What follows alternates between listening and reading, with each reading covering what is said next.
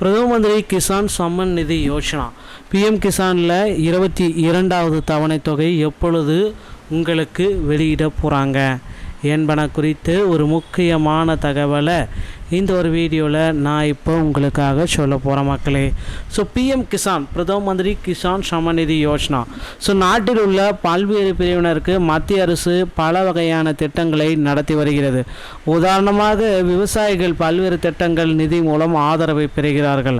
அவற்றில் மிக முக்கியமான ஒரு திட்டம் அப்படின்னு பார்க்குறப்ப இந்த பிஎம் கிசான் சம்மன் நிதி யோஜனா இதோடைய திட்டம் தான் ரொம்ப முக்கியமான திட்டம். மக்கள் அனைவருமே இதற்கு வெயிட் பண்ணிகிட்ருக்காங்க. இந்த திட்டத்தின் மூலம் விவசாயிகளுக்கு ஆண்டுக்கு 3 சமத்தவணைகளில் 6000 2000 ஒவ்வொரு 4 மாதத்துக்கு ஒரு டைம் 2000 அவங்களுடைய கணக்கில் வர வைக்கப்படுகிறது. ஸோ இதுவரை இந்த திட்டத்தில் 21 தவணைகள் விடுவிக்கப்பட்டுள்ளது. இப்பொழுது 22வது தவணை முறை. இருப்பினும் 22வது தவணை எப்பொழுது வெளியிடப்படும் என்பது குறித்து சில அதிகாரப்பூர்வ தகவல்கள் நமக்கு வெளியாயிருக்கு.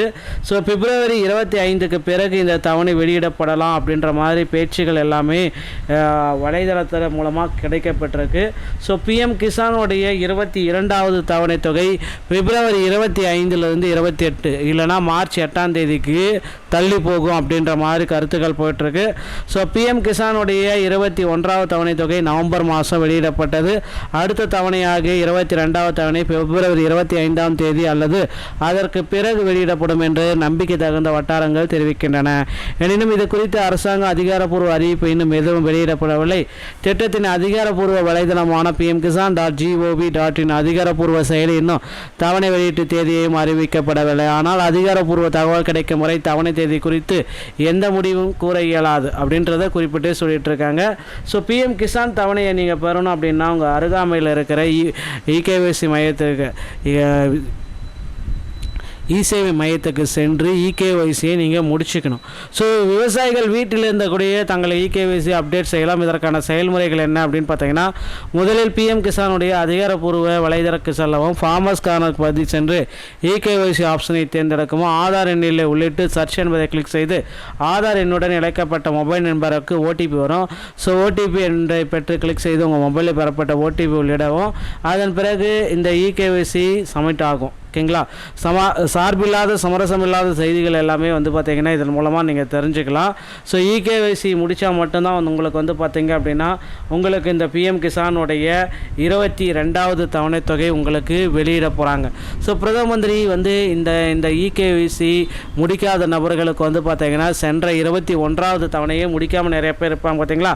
அவங்க நடுவில் முடிச்சிருந்தாங்கன்னா அந்த தவணை தொகையும் சேர்த்து 4000 ரூபாய் உங்கள் அக்கௌண்ட்டில் இந்த டைம் கிரெடிட் பண்ண போகிறாங்க. அது ஒரு சில நபர்களுக்கு 4000 ரூபாய் பிரதம மந்திரி பிஎம் கிசானுடைய 22வது தவணை தொகை 21 மற்றும் 22 2 தவணையும் சேர்த்து 4000 ரூபாய் உங்கள் அக்கௌண்ட்டில் கிரெடிட் பண்ண போகிறாங்க. இதுவும் இதில் நடக்கிறதுக்கு நிறைய வாய்ப்புகள் இருக்குது மக்களே. ஸோ அதனால் இகேஒய்சியை முடிக்கல அப்படின்னா தயவு செய்து இகேஒய்சி ஃபார்மாலிட்டிஸ் எல்லாமே கம்ப்ளீட்டாக முடித்து வச்சுக்கோங்க. இதை முடித்தா தான் உங்களுக்கு பிரதம மந்திரியுடைய பிஎம் கிசானுடைய அந்த 22வது தவணை தொகை உங்கள் அக்கௌண்ட்டில் வர வைக்கப்படும். பிப்ரவரி 25லேருந்து மார்ச் 8ஆம் தேதிக்குள்ளார 100% உங்கள் அக்கௌண்ட்டில் வர வைக்கப்படும். ரெடி ஆகிக்கோங்க. இகேஒய்சி எல்லாத்தையும் கிளியராக பக்காவாக வச்சுக்கோங்க. நில சரிபார்ப்பு இந்த மாதிரி ஆவணங்கள் ஏதாவது பெண்டிங்கில் இருந்துச்சுன்னா அதையும் கிளியராக வச்சுக்கோங்க. ஸோ இந்த மாதிரி தகவலை நீங்கள் தெரிஞ்சுக்க நீங்கள் நம்முடைய சேனலை சப்ஸ்கிரைப் பண்ணி பெல்லை கிளிக் பண்ணி வச்சுக்கோங்க. மீண்டும் ஒரு நல்ல தகவலோடு நான் உங்களை சந்திக்கிறேன். நன்றி, வணக்கம், தேங்க்யூ.